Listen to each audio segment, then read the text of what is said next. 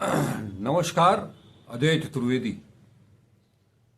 आज मैं एक बहुत ही दुखद सूचना के साथ आप सबके साथ मुखातिब हुआ हूं। कल रात, गुरुवार की रात, न केवल भारतवर्ष बल्कि समूची दुनिया के लिए काफी दुखद दिन रहा। काफी सालने वाली वो रात थी जब ये सूचना मिली कि हमारे अपने प्रिय पूर्व प्रधानमंत्री डॉक्टर मनमोहन सिंह को हमने खो दिया है। आज ही नहीं बल्कि पूर्व प्रधानमंत्री मनमोहन सिंह के कार्यकाल में भी एक वैश्विक मंदी को हम सबने देखा है। दुनिया भर में वो मंदी का दौर था, लेकिन एक वैश्विक अर्थशास्त्री जिसका दुनिया में कोई सानी नहीं था और न है न आगे होगा, उन्होंने भारतवर्ष में उस मंदी का रंच मात्र भी असर नहीं होने दिया। ऐसे प्रधानमंत्री डॉक्टर मनमोहन सिंह, जिनकी सोच थी कि पृथ्वी पर कोई भी ताकत उस विचार को नहीं रोक सकती जिसका समय आ गया है। मैं इस प्रतिष्ठित सदन को सुझाव देता हूं कि भारत का दुनिया में एक प्रमुख आर्थिक शक्ति के रूप में उदय होना चाहिए। आज चाहे जो भी कहा जाए, लेकिन डॉक्टर मनमोहन सिंह की एक ऐसी छवि जिसके बारे में दुनिया वर्षों ही नहीं युगों युगों तक गाती रहेगी, उनके आर्थिक सुधारों को, उनके प्रशासनिक तजुर्बे को, उनकी शैक्षिक योग्यता जिसे वो अपने भारतवर्ष में एक एक बच्चे के साथ जोड़ना चाहते थे। एक ऐसा महामानव। आप सभी जानते हैं कि जब वीवीआईपीज का काफिला चलता है तो उस समय चारों तरफ से सब कुछ ठप सा हो जाता है, जनजीवन। लेकिन इसी काशी में जब प्रधानमंत्री डॉक्टर मनमोहन सिंह बनारस हिंदू विश्वविद्यालय के दीक्षांत समारोह में भाग लेने के लिए आए थे और वहां विश्वविद्यालय परिसर स्थित लक्ष्मण दास अतिथि गृह में वो ठहरे थे, वहां से उन्हें शाम के समय गंगा आरती देखने के लिए जाना था।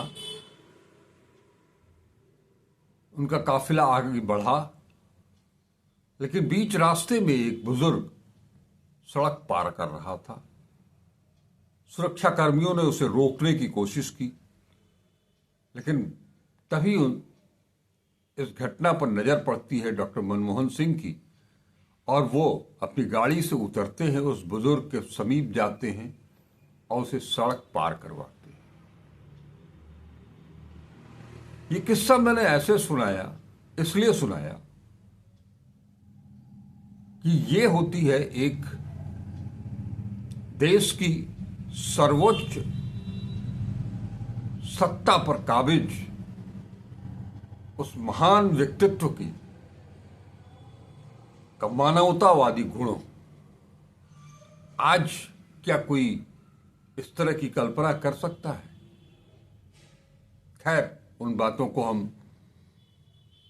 विस्तार नहीं देना चाहेंगे। आज दुख की घड़ी में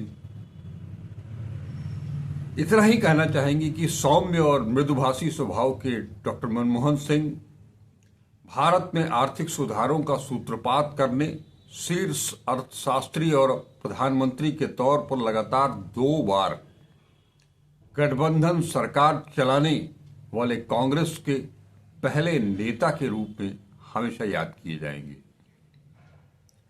दुनिया के सबसे बड़े लोकतांत्रिक राष्ट्र के 10 वर्षों तक प्रधानमंत्री रहे मनमोहन सिंह को दुनिया भर में उनकी आर्थिक विद्वत्ता एवं कार्यों के लिए हमेशा सम्मान दिया जाता रहेगा। कभी अपने गांव में मिट्टी के तेल से ढिबरी जला करके, लैंप जला करके अपनी शिक्षा पूर्ण करने वाले एक साधारण से परिवार के सदस्य डॉक्टर मनमोहन सिंह कालांतर में एक बड़े शिक्षाविद बने। डॉक्टर सिंह ही थे जिन्होंने 1990 के दशक की शुरुआत में भारत को उदारीकरण के रास्ते पर ले जाने की कोशिश की और उसमें वो सफल भी रहे, जिसकी मुक्तकंठ सराहना न केवल भारतवर्ष में बल्कि पूरी दुनिया में की गई। लेकिन प्रधानमंत्री के रूप में अपने 10 वर्ष के कार्यकाल के दौरान उन्हें बहुत सारी विसंगतियों का भी सामना करना पड़ा। आज के सत्ताधारी लोगों किस तरह से उनके ऊपर हमला करते रहे, ये भी हम सब ने देखा। मनमोहन सिंह के करियर का महत्वपूर्ण मोड़ 1991 में आया, जबकि नरसिम्हा राव सरकार में भारत के वो वित्त मंत्री बने। उनकी आर्थिक सुधारों की एक व्यापक नीति शुरू करने में महत्वपूर्ण भूमिका रही। दुनिया भर में आज उनकी उस भूमिका को मान्यता मिल चुकी है। डॉक्टर सिंह को भारत के 14वें प्रधानमंत्री के रूप में देश का नेतृत्व करने के लिए चुना गया, जब सोनिया गांधी ने इस भूमिका को संभालने से इनकार किया और अपनी जगह डॉक्टर साहब का चयन किया। उनके प्रधानमंत्री रहने के दौरान विकास और समृद्धि की कहानी, वो गाथा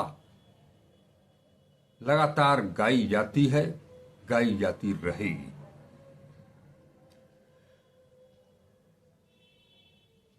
माना जाता है कि उनके प्रधानमंत्रित्व काल में देश की आर्थिक वृद्धि सबसे अधिक थी। मनमोहन सिंह ने 3 अप्रैल को राज्यसभा में अपने 33 साल के लंबे संसदीय जीवन को पूर्ण किया, इसी अप्रैल में। और डॉक्टर मनमोहन सिंह, जिन्हें कि विपक्ष के लोग मौन मोहन सिंह कहते थे, जब वर्तमान प्रधानमंत्री नरेंद्र मोदी ने नोटबंदी की थी, तो उसका सबसे मुखर विरोध डॉक्टर मनमोहन सिंह ने किया था। और उन्होंने कहा था ये संगठित और वैध लूट, नोटबंदी को संगठित एवं वैध लूट की संज्ञा से विभूषित किया था। प्रधानमंत्री के रूप में अपने कार्यकाल के अंतिम दिनों में सिंह को विवादास्पद मुद्दों पर अपनी सरकार के रिकॉर्ड और कांग्रेस के रुख का बचाव करते हुए भी देखा गया। ये हर सरकार के मुखिया का दायित्व भी होता है। हालांकि उनकी सरकार के ऊपर जो भी आरोप लगाए गए, उसमें से एक भी सत्य साबित नहीं हुआ। डॉक्टर मनमोहन सिंह की छवि एक अर्थशास्त्री प्रधानमंत्री के रूप में रही, लेकिन अपने 10 साल के कार्यकाल में उन्होंने प्रभावी नीतियों के जरिए न सिर्फ देश की अर्थव्यवस्था को आगे बढ़ाया, बल्कि ऐसे कानून भी पारित किए जो देश के विकास में मील का पत्थर साबित हुए। वे आज भी बेहद प्रासंगिक हैं। 10 साल की 11वां साल चल रहा है प्रधानमंत्री नरेंद्र मोदी के कार्यकाल का, और आज भी 10 साल 11 साल पूर्व जो नीतियां लागू की डॉक्टर मनमोहन सिंह ने, वो आज भी प्रासंगिक है। ये मनमोहन सिंह का कार्यकाल ही था जिसमें कक्षा 6 से 14 साल तक के 6 से 14 साल तक के बच्चों को अनिवार्य शिक्षा के लिए शिक्षा का अधिकार कानून, भ्रष्टाचार की लड़ाई के लिए सूचना का अधिकार कानून, और ये दोनों ही कानून डॉक्टर मनमोहन सिंह ने अपने प्रधानमंत्री रहते हुए पहले कार्यकाल में पूरा किया।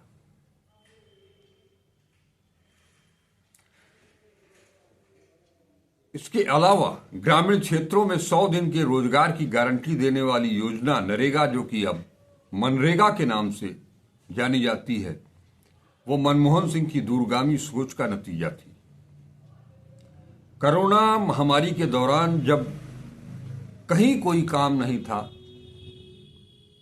और देश के कोने कोने से लोग पैदल चल चल करके अपने गांव तक पहुंचे थे, अपने घर तक पहुंचे थे, उन्हें काम की तलाश थी, रोजगार की तलाश थी, तो वो मनरेगा ही था जिसने इस देश को उस गंभीर संकट के समय में संभाला था। इसी प्रकार प्राकृतिक आपदाओं से निपटने के लिए राष्ट्रीय आपदा प्रबंधन अधिनियम बनाना, महिलाओं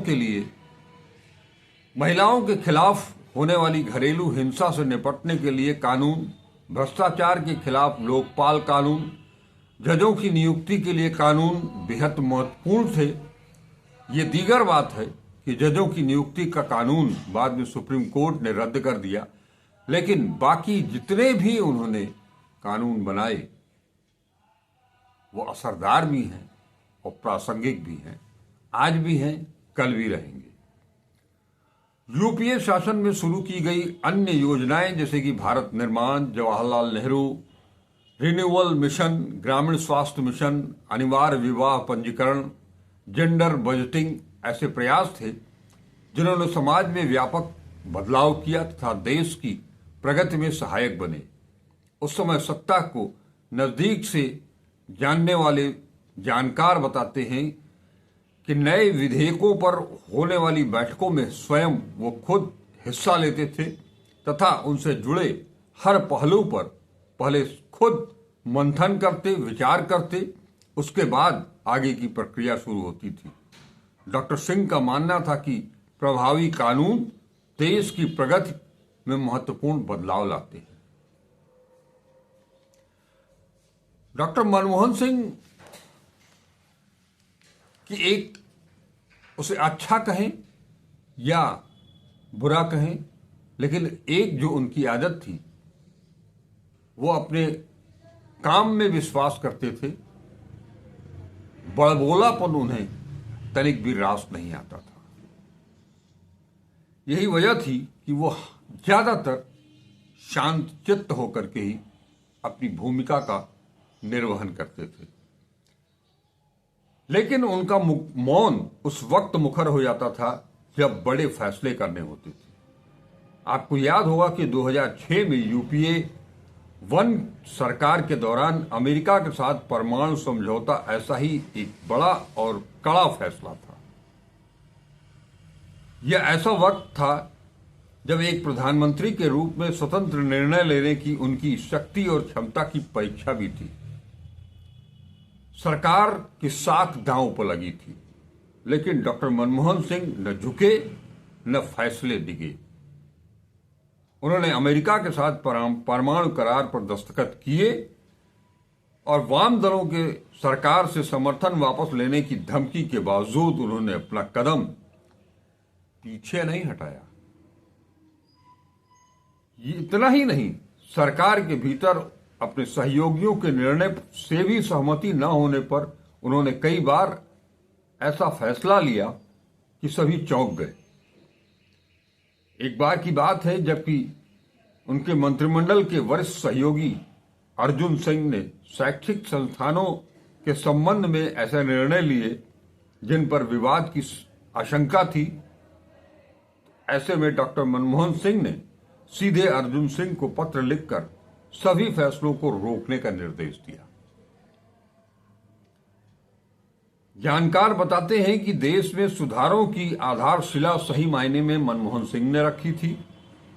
जब वे नरसिम्हा राव मंत्रिमंडल में वित्त मंत्री थे, 24 जुलाई 1991 को बहुत से आर्थिक जगत के जानकार भारत की आर्थिक आजादी का दिन कहते हैं। 30 साल पहले 24 जुलाई को पेश किए गए बजट में भारत में एक नई खुली अर्थव्यवस्था की नींव रखी। लाइसेंस परमिट राज को सही मायने में खत्म करने का बड़ा फैसला डॉक्टर मनमोहन सिंह की देन है। उनका वो विजन जो देश में सकारात्मक बदलाव ला सका। उनका साक्षात दर्शन मनमोहन सिंह की आर्थिक नीतियों में दिखता है। वे खांटी राजनीतिज्ञ की तरह दांव पेच भले न जानते हों, लेकिन उनकी संवेदनशीलता और देश के लिए बड़े योगदान को आज विरोधी भी सम्मान के साथ अपना सर झुकाते हैं। प्रधानमंत्री रहते हुए उनसे जब भी कोई सवाल किया गया, वे जवाब देने से कभी नहीं हिचके। वक्त आने पर प्रेस के सामने अपनी बातें रखी। प्रेस कॉन्फ्रेंस से कभी घबराए नहीं। ये वही व्यक्ति थे, वही शख्सियत है जिसने कभी कुछ कहा नहीं, कभी कुछ बोला नहीं। मैंने आपको शुरुआत में ही बताया था कि वो बड़बोलेपन से नहीं, बल्कि अपने काम को अंजाम दे करके उसे पूरा करते थे। उनकी जुबान नहीं, उनका काम बोलता था। तभी तो एक प्रधानमंत्री वो ही थे जिन्होंने हमारे देश की लाइफलाइन मां गंगा को राष्ट्रीय नदी घोषित किया था।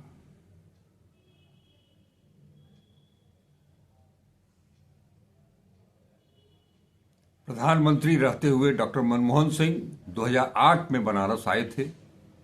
मां गंगा को राष्ट्रीय नदी घोषित करने की पहल काशी से जुड़ी थी। डॉक्टर मनमोहन सिंह ही देश के पहले राजनीतिज्ञ थे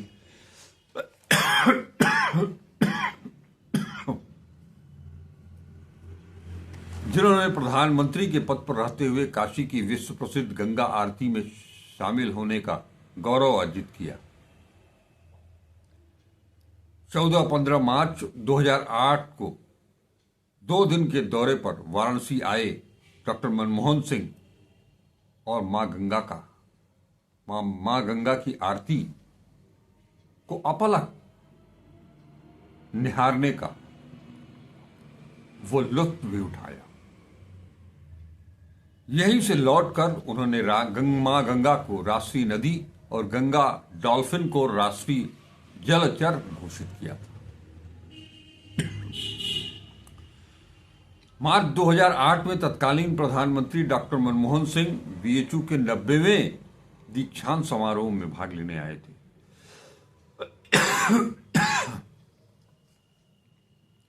उस वक्त उनकी धर्म पत्नी गुरुशरण कौर भी साथ में थी।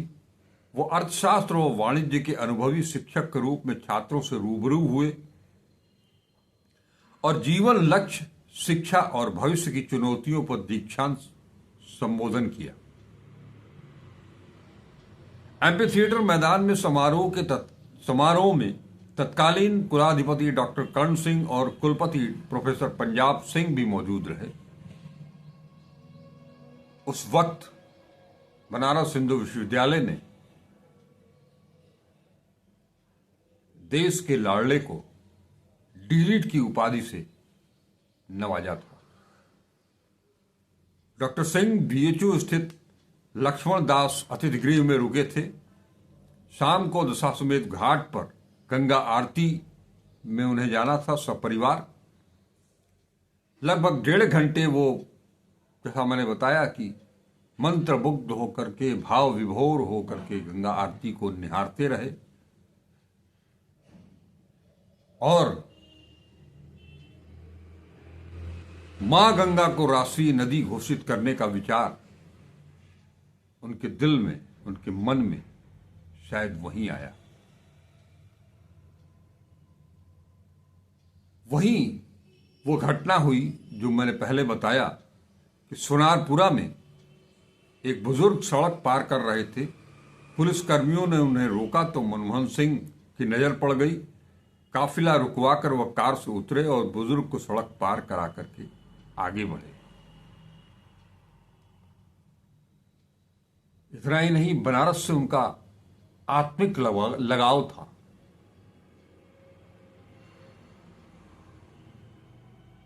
वो बताते हैं कि उन्होंने 2008 में ही इसका खुलासा किया था मीडिया से बातचीत के दौरान। उन्होंने बताया कि उनके पिता गुरमोहन सिंह वर्षों पहले काशी आए थे।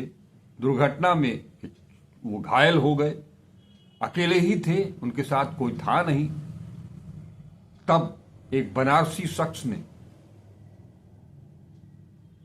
उनकी सेवा की, शुश्रूषा की और जब वो स्वस्थ हो गए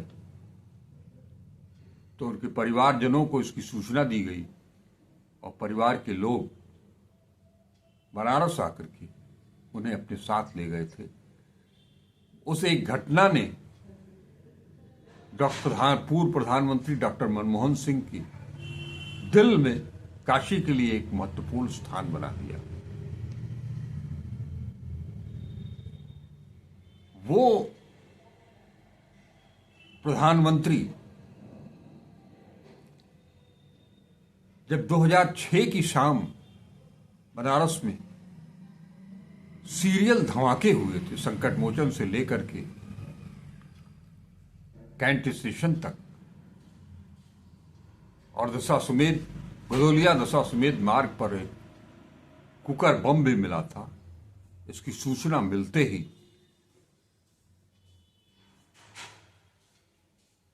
वो सोनिया गांधी के साथ बनारस आए, हर स्थल का मुआयना किया, लोगों को ढांढस बंधाया, हिम्मत बंधाई और वो मंत्र दिया काशीवासियों को कि काशी के लोग सांप्रदायिक सौहार्द बनाने के लिए हाथ से हाथ, कंधे से कंधा मिला करके उठ खड़े हुए उस हृदय विदारक घटना के बाद। पूर्व प्रधानमंत्री डॉक्टर मनमोहन सिंह पूर्वांचल और खासकर काशी के महत्व से अच्छी तरह से वाकिफ थे। 2008 में बीएचयू के एलडी गेस्ट हाउस में प्रवास के दौरान उन्होंने मीडिया से बातचीत के दौरान पूर्वांचल राज्य के सवाल पर अपनी सहमति भी, अपनी रजामंदी भी जताई थी।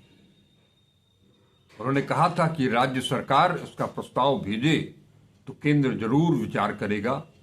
उनके जाने के 3 दिन बाद ही उत्तर प्रदेश विधानसभा में पूर्वांचल राज्य का प्रस्ताव पारित भी हुआ। लेकिन कुछ चीजें ऐसी थीं जो मनमोहन सिंह पूरा नहीं कर पाए। अर्थनीति को लेकर के, देश की अर्थनीति को लेकर के उन्होंने समय समय पर प्रधानमंत्री न रहते हुए भी इस प्रधानमंत्री नरेंद्र मोदी के कार्यकाल में भी बहुत से सुझाव दिए, अनेक, लेकिन कोई माने तब तो। और आज क्या स्थिति है वो आप देख सकते हैं। डॉक्टर मनमोहन सिंह अखंड भारत के पंजाब प्रांत के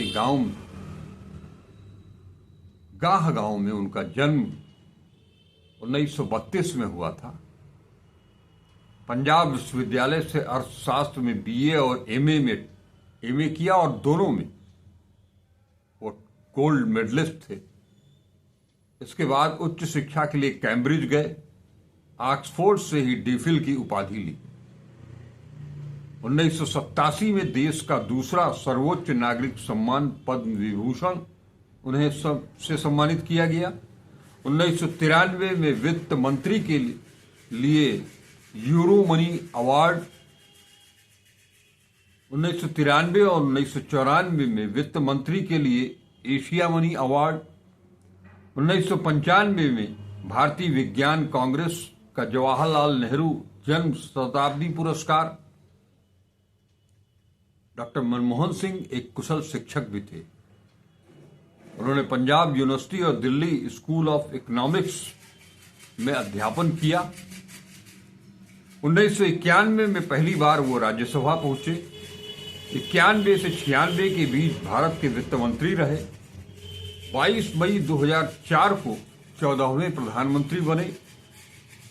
2004 से 2014 तक देश के 14वें और प्रधानमंत्री के रूप में सफल कार्यकाल पूरा किया।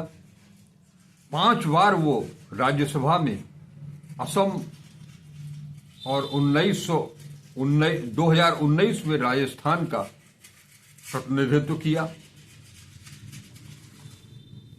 वो बहुत सारे लोगों के चहेते थे, गुरु भी थे। जी हां, आज हिंदुस्तान में हिंदुस्तान की अर्थनीति को लेकर के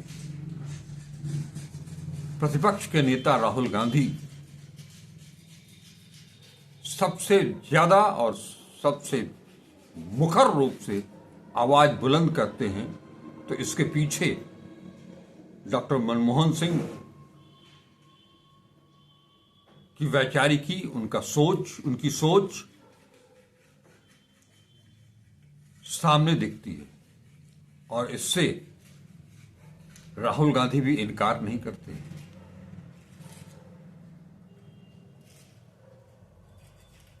कल रात 8:06 पर जब एम्स में उन्हें भर्ती कराया गया और डॉक्टरों ने उन्हें वेंटिलेटर पर रखकर इलाज शुरू किया, लेकिन हालात में उनके सुधार नहीं हुआ और 9:51 पर उन्होंने जब अंतिम सांस ली, डॉक्टर मनमोहन सिंह के फेफड़ों में संक्रमण के साथ ही कई स्वास्थ्य संबंधी समस्याएं भी थीं। डॉक्टर मनमोहन सिंह के अस्पताल में भर्ती होने की खबर मिलते ही कांग्रेस नेता और सांसद प्रियंका गांधी वाड्रा, सोनिया गांधी अस्पताल पहुंची और राहुल गांधी ने उनके निधन पर जो अपना श्रद्धा सुमन अर्पित करते हुए कहा कि मनमोहन सिंह ने असीम बुद्धिमत्ता और निष्ठा के साथ भारत का नेतृत्व किया।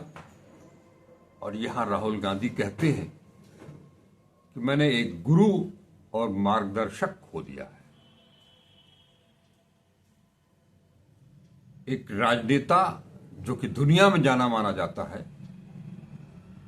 वो अपने वरिष्ठ देश के प्रधानमंत्री, कुशल अर्थशास्त्री को जब अपना गुरु बताते हैं, इससे बड़ा सम्मान और क्या हो सकता है। हालांकि उनके निधन पर देश की तमाम विभूतियों ने उन्हें श्रद्धा सुमन अर्पित किए हैं, लेकिन डॉक्टर साहब का जो जीवन था ना, बेहद सादगी भरा जीवन।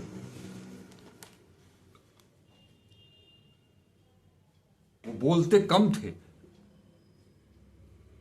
लेकिन एक बार उन्होंने ये भी कहा था मीडिया से कि मैं कमजोर प्रधानमंत्री नहीं,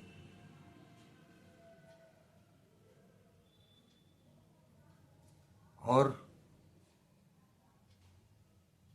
मां गंगा, देश की अर्थनीति, बच्चों की शिक्षा, भ्रष्टाचार,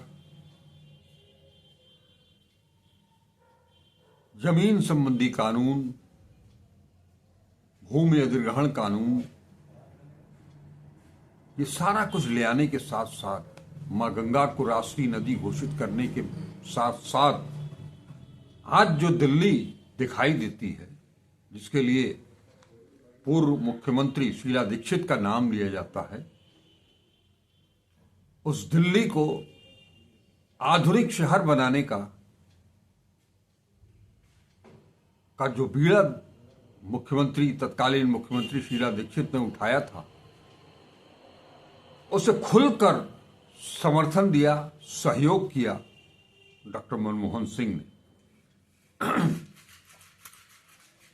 डॉक्टर मनमोहन सिंह ने देश के साथ साथ दिल्ली को आधुनिक शहर बनाने में बड़ी भूमिका निभाई। प्रधानमंत्री के तौर पर उनके कार्यकाल के दौरान ही दिल्ली के इंफ्रास्ट्रक्चर में सबसे ज्यादा सुधार हुआ। दिल्ली के नेताओं के साथ भी उनका बेहद आत्मीय रिश्ता था। राजधानी दिल्ली में आधुनिक सुविधाओं के विकास में मुख्यमंत्री शीला दीक्षित के 15 साल के कार्यकाल को बेहद महत्वपूर्ण माना जाता है। इस दौरान ज्यादातर समय केंद्र में कांग्रेस की सरकार थी, जिसके मुखिया डॉक्टर मनमोहन सिंह थे। दिल्ली के नेताओं के साथ हमेशा ही उनका नजदीकी रिश्ता रहा। दिल्ली कांग्रेस मीडिया विभाग के प्रमुख डॉक्टर अनिल भारद्वाज कहते हैं कि दिल्ली में वे ज्यादातर लोगों के सुख दुख में शामिल होते थे। वे बहुत ही सरल व्यक्तित्व के इंसान थे, लोगों के साथ अपनापन और आत्मीयता के साथ बात करते थे, दूरदर्शी नेतृत्व करता थे। उनके समय में ही दिल्ली के विकास की योजनाएं सबसे तीव्र गति से आगे बढ़ी। ऐसे थे हमारे पूर्व प्रधानमंत्री डॉक्टर मनमोहन सिंह, जिन्होंने इस देश के लिए, इस दुनिया के लिए, इस धरती के लिए बहुत कुछ बड़ा योगदान किया। आज वो हमारे बीच नहीं है, लेकिन उनके विचार, उनके कार्य युगों युगों तक हमें उन्हें अपने दिलो दिमाग में बनाए रखने के लिए पर्याप्त होंगे।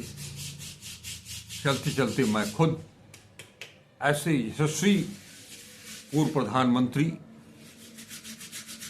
वित्त मंत्री और एक शिक्षाविद को, एक महानायक को, जिनके अंदर मानवीय गुण कूट कूट कर भरे थे, ऐसी शख्सियत को हृदय से भावपूर्ण श्रद्धांजलि अर्पित करता हूं। नमस्कार। अजय चतुर्वेदी।